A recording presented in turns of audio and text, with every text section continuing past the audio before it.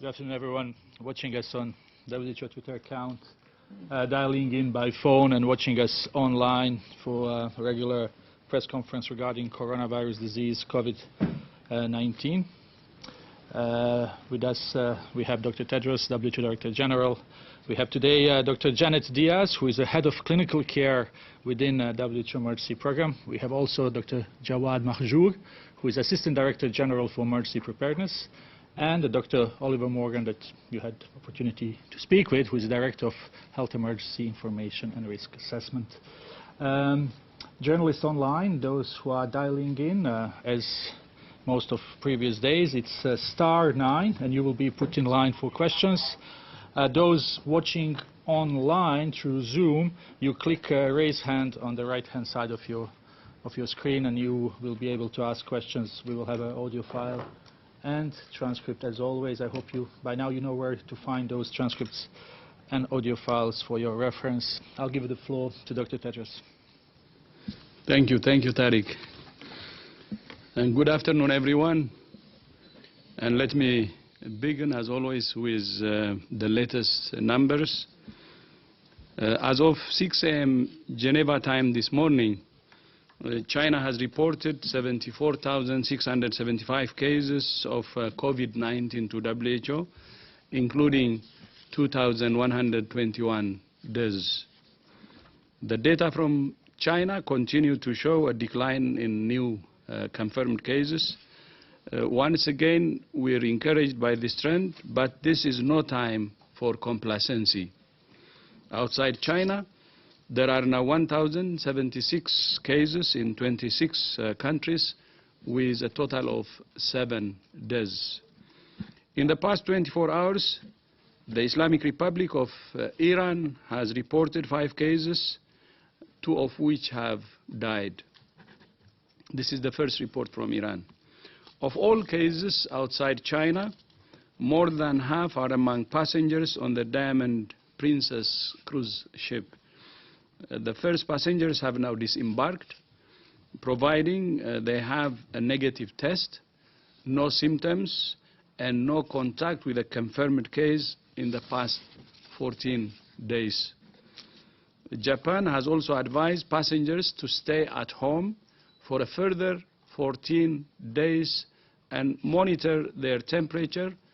And also, Japan has set up a hotline for passengers to call if they have concerns. Japan is in regular contact with other countries through a mechanism set up under the international health regulations, so those countries can follow up with their nationals who were passengers on the ship. In addition to monitoring the evolution of the outbreak, WHO's main role is to work with countries and partners to coordinate the global response. We're doing that in several ways, both internally and externally. As you know, a WHO-led international team of experts is now on the ground in China, working with their Chinese counterparts to find answers to some of the things we don't know, including the transmissibility of the virus and the impact of the measures that China has taken.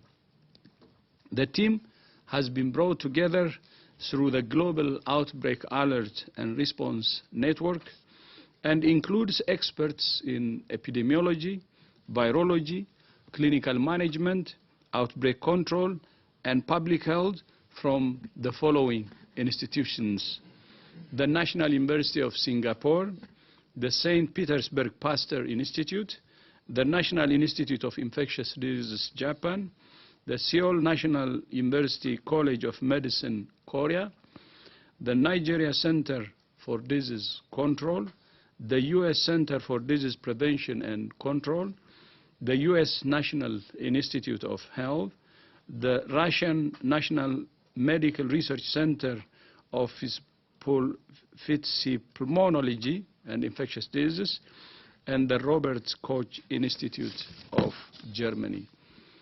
Let me describe some of the many other ways WHO is coordinating the response. As you know, global coordination is key in fighting a dangerous enemy like this coronavirus.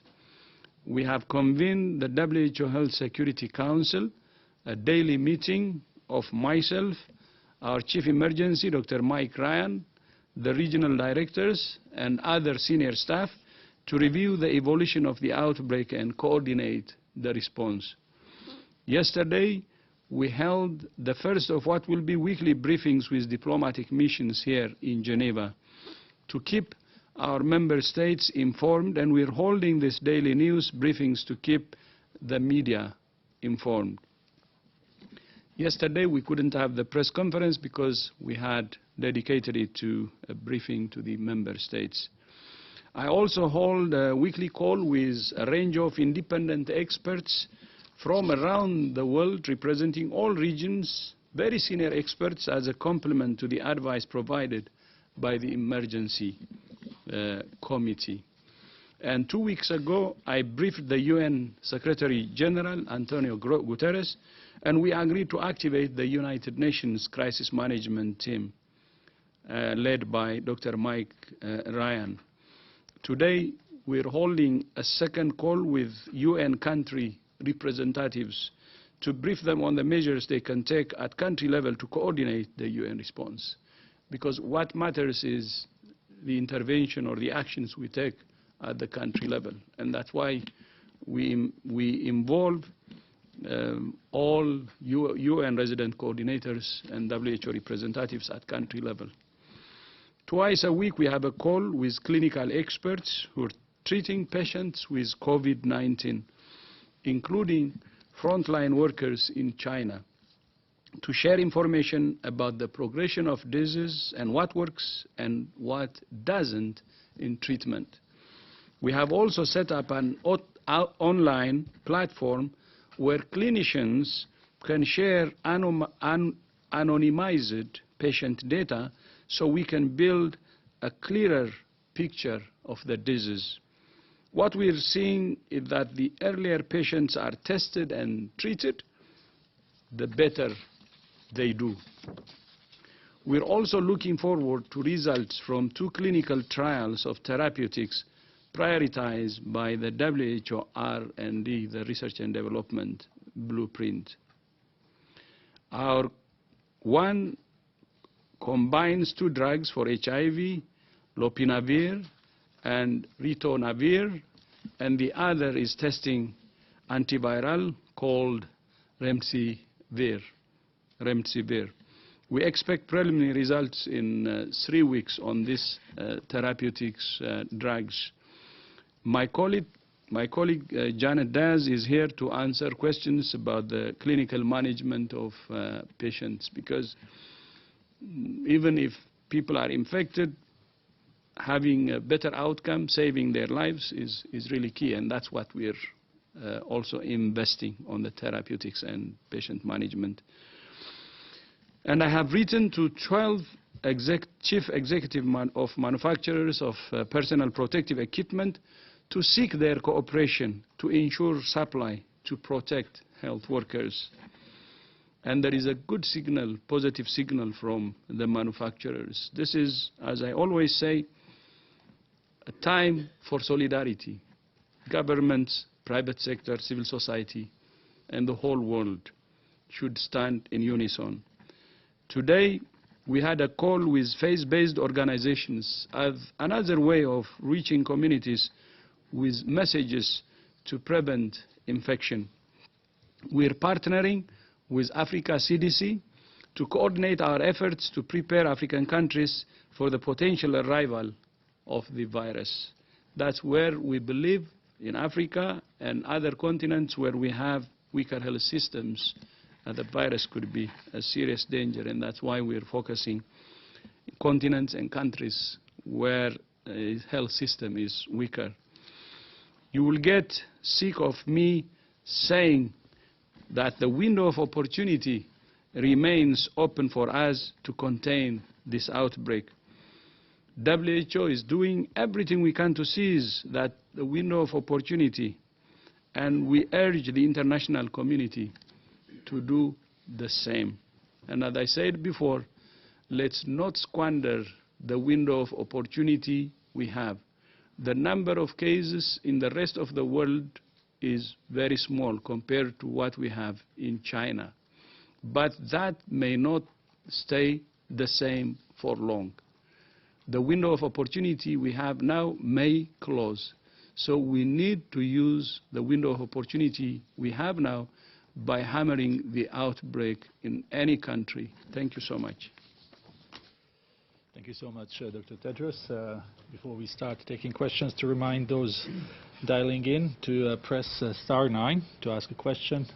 Those who are joining through Zoom online to click raise hand. We will start with the questions here in the room. I'll start with Eloy, please. Hello, for IFP TV.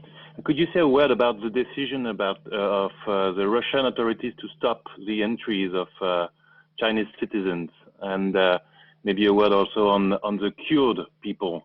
How many are they, and how many? Which one? The cured people, the people who are recovering from the virus. Thanks.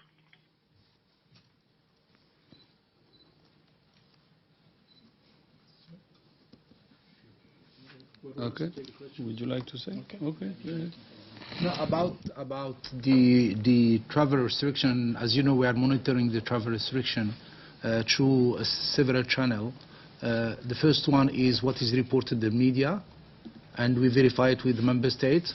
Under the IHR, the member states report to us the travel measures they are taking, and we also look at the justification and come back to them. And we are also in contact with ICAO, IATA, IMO, who are providing us with information. And with all this information, our role as WHO under IHR to verify anything information with the countries and to report. So far, 30 countries reported to us officially that they are taking some kind of travel measures. And we ask them for justification, and we publish the justification through the IHR network to all state parties to take note of them and to also have a look to justification. This information is available, and in this context we are dealing with any information we have, including the one that you spoke about. Thank you. There was another question about recovered discharge patients. Good afternoon, thank you. I actually don't have the exact number of the discharged patients. I'm looking at Oliver to see if, do you have that exact number? We'll get back. But I could say we do know patients are being discharged. From the information we had, the largest study from the Chinese CDC published that about 81% had mild disease. We know that about 15% have been reported to have severe disease in that largest cohort, and about 5% critically ill. So we do know that the patients are being discharged, and including those patients outside of China as well, being discharged in good condition. Thank you. Jamie, and then we may go online. Jamie, please. If you can get to the microphone, please. Can you hear me? Yes, hi, I'm Jamie, Associated Press. There has been a request from South Korean authorities to limit a number of people in the city of Daegu, I believe, to recommending that they all stay home and wear masks after reports of new cases there. I'm just wondering how concerned you might be that that signals an escalation of the risk to countries outside of China and beyond the epicenter. Thank you.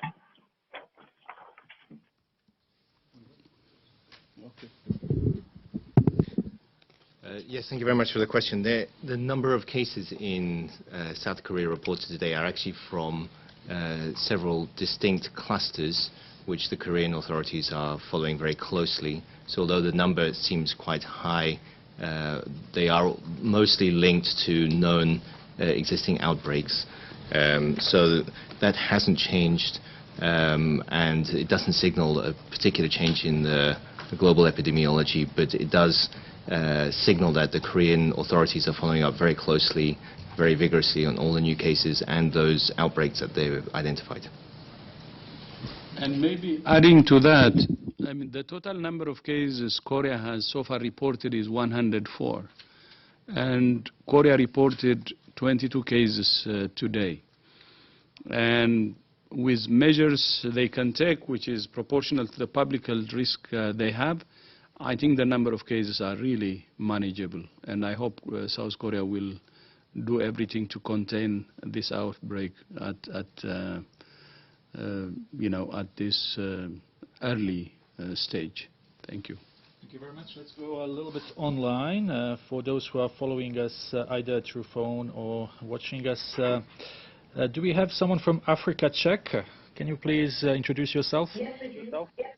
Hi, my name is Ayo. Hi, my name is Ayo. I work with Africa Czech. I would want to find out if chloroquine, which is an anti-malaria drug, is effective in the treatment of coronavirus. Thank you. Thank you very much. Thank you. Thank you for that question. So at this moment in time, there is no proven effective treatment for COVID-19. And so that is clear at this moment in time. However, there are ongoing clinical trials being done in China at this moment as well. The two that we already discussed are testing the priority therapeutics that was prioritized by the WHO R&D blueprint, and that includes lopinavir and ritonavir as well as remdesivir. Now, for chloroquine, there is no proof that is an effective treatment at this time. We recommend that therapeutics be tested under ethically approved clinical trials to show efficacy and safety. Thank you. Maybe let's go to a few questions. CGTN first, then one question here. Please go ahead. Introduce yourself because you are new to us. Press the little button. That one, yeah. That one, perfect. Okay, Guy from CGTN, hello. I just wondered, having observed the actions taken on board the Diamond Princess, from observing them, is it your observation that those actions were always primarily designed to keep the infection rate as low as possible on board, or was it equally, possibly even more about ensuring that the infection rate was kept down off the ship on the mainland? Could you repeat your question, please? I didn't get to the question, sorry. I'm just asking about the actions taken on board the cruise ship in Japan, and whether it was from observing the approach taken, whether that in your observation primarily designed to keep the infection rate as low as possible on board, or whether it was as much designed to keep it as low as possible on the mainland. Keep it on the ship without it spreading to the mainland. Our understanding is the action that were taken by the Japanese health authority is to prevent or to contain the outbreak on the ship first, because they were heavily detecting cases and taking the positive cases to the mainland to be treated in adequate hospitals. I think their objective is to contain it within the ship, not to prevent introduction in the mainland. I don't know if this is your question. This is why they were heavily following the contact, proceeding with analysis and checking symptoms to detect any case, and when the case is positive, they were taking it to the hospitals to be properly treated. The main objective of their operation, at least from our understanding, is to contain the disease or the virus within the ship. So then if you follow the next steps they're taking, as I have suggested, as I have indicated earlier, their objective is to do both. In the ship you minimize, and then once they disembark also the same. So I think it's both. Thank you. Very much. Can you please introduce yourself and then Shane?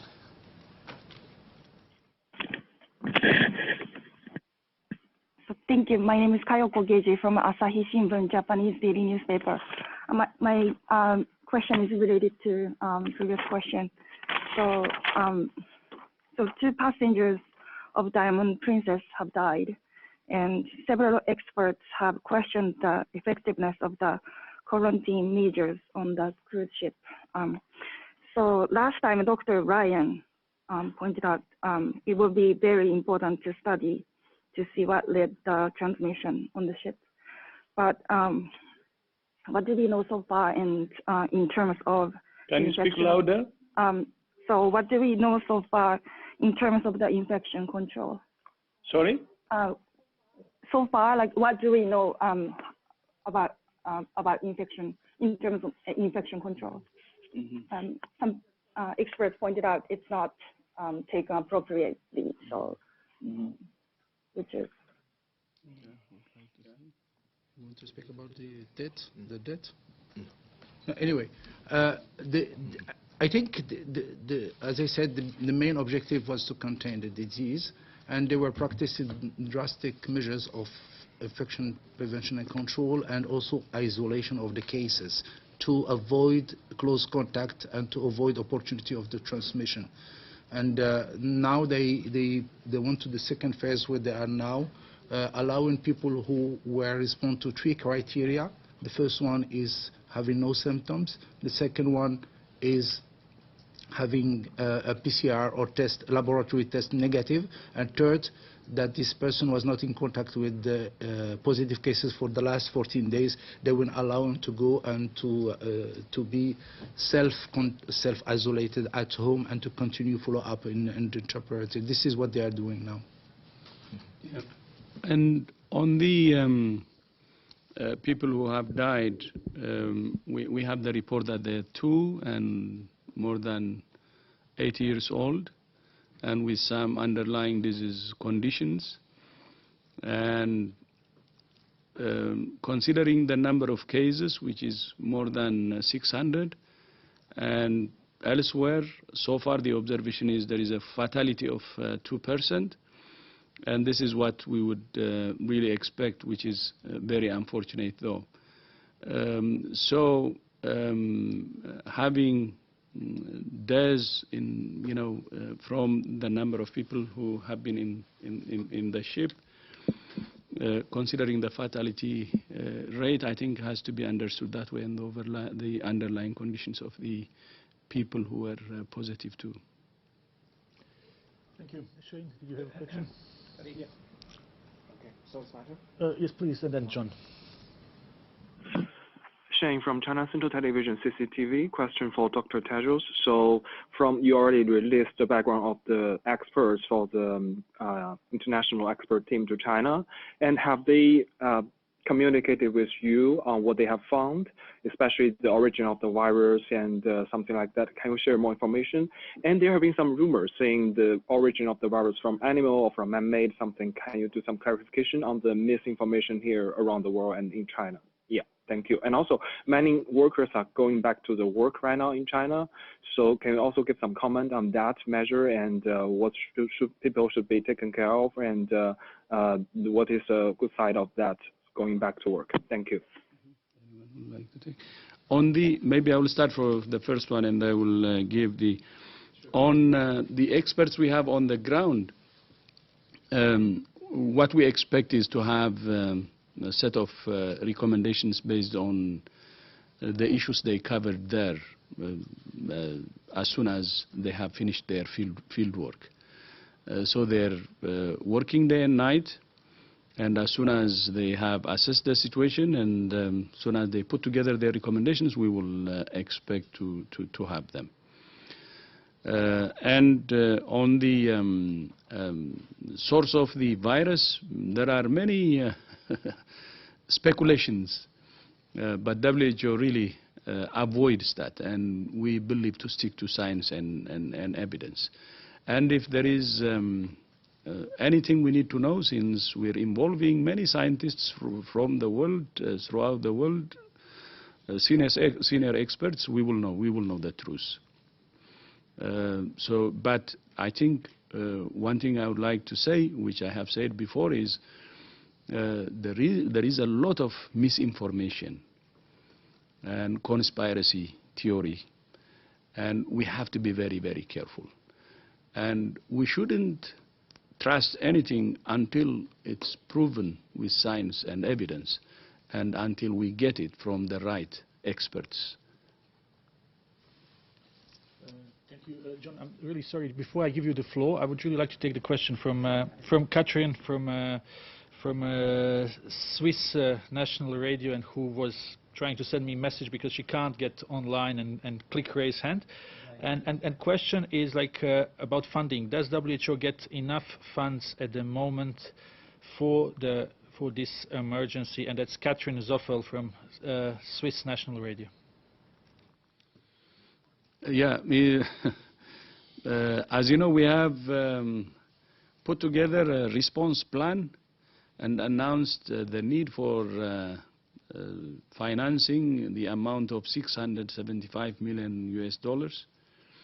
There are some pledges, but considering the urgency and considering that we are fighting with a very dangerous enemy, we're surprised that the response is not really, something we would expect.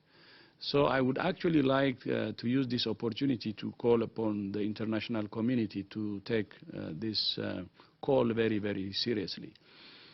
I said it many times, because of the serious measures that China is taking, the number of cases in the rest of the world is small. But it doesn't mean that this small number of cases in the rest of the world will stay the same for long. It's only a window of opportunity. And that's why we say this is the time to attack the virus while it is actually manageable, small number of cases in the rest of the world. If we don't hit hard now using the window of opportunity, we might face with a serious problem. And it wasn't without reason. A couple of weeks ago, I said this virus is very dangerous and it's public enemy #1. But it's not being treated as such. And one important indicator is the response, especially to financing the response. So I call upon the international community to take this message seriously and use the window of opportunity to respond while we have time to respond. But the finance is still low, as I said. Yes, sir. No, just a follow-up question is that does the vaccine development diverting funds from what is needed now? Again, I don't want to say it should be either or. We need to do things that we should do today, simple public health solutions to contain the outbreak, because our objective still is containment. And we believe as WHO that there is a chance to contain this outbreak if we use the window of opportunity that we have. So this is one. And then the other part is, while hammering the outbreak now using the simple public health solutions, we have to also prepare for any eventualities, for worst scenario. That's why we need the vaccines. So we have to invest in vaccines too. So the message from WHO, the advice from WHO is we need to strike a balance. We need to finance the simple public health solutions that can help us to contain the outbreak now, but at the same time prepare for the future, for any eventualities by investing in the vaccine. So it's a matter of striking a balance. Just would like to add on what Director General said about the plan. The plan is also to help countries who are weak level of preparedness to be prepared.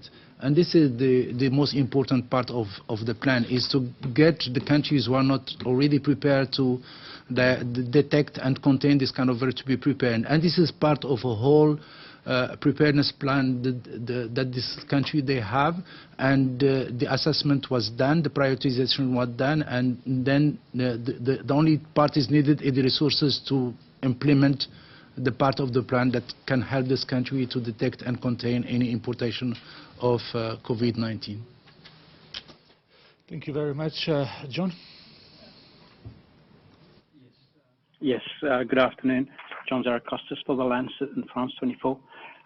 Dr. Tedros, you just highlighted the dangers of infodemic and misinformation, but there seems to be also concern in the health diplomatic community about WHO not being fast enough, and secondly, some of the scientific meetings being held without them being invited, like the Research and Innovation Forum last week. What can you say to that, sir?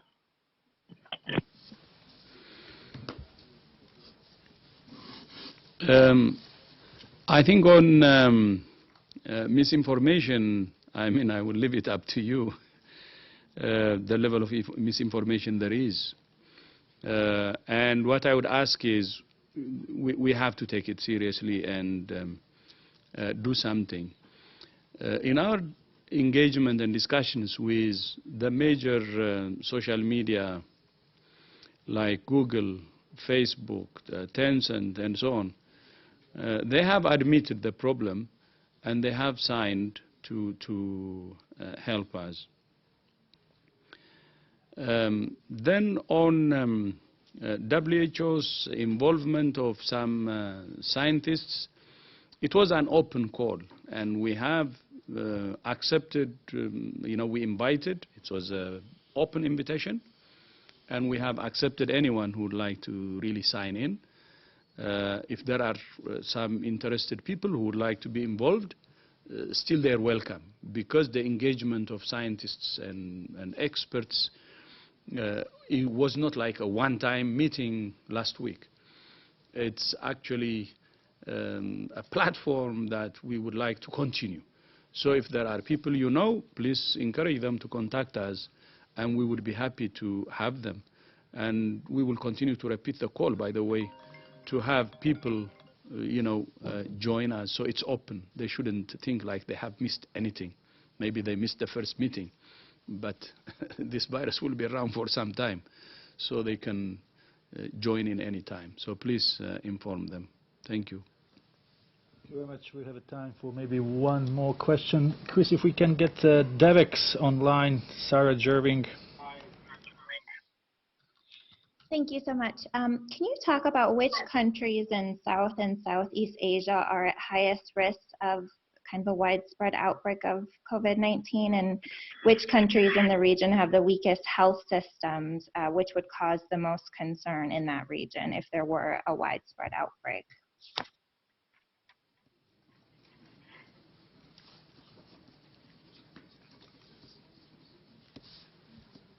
The question is what countries in the Asian region are most at risk, if I understood well the question from Sarah from Devex.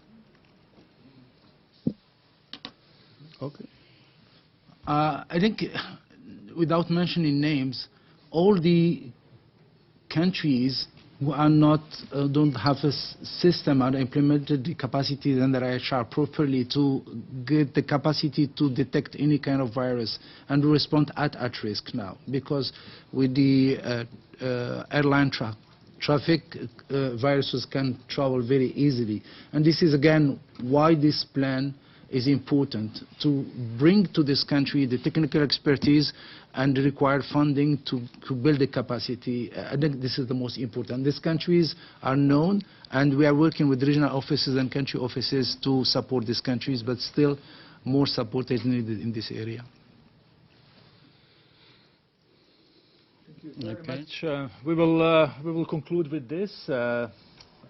We will send the audio file, and we will have a transcript, and we will obviously inform you about the next press conference regarding COVID-19. Thanks everyone watching us on WHO Twitter account, to those online and those watching us through Zoom, and have a wonderful afternoon. Thank you.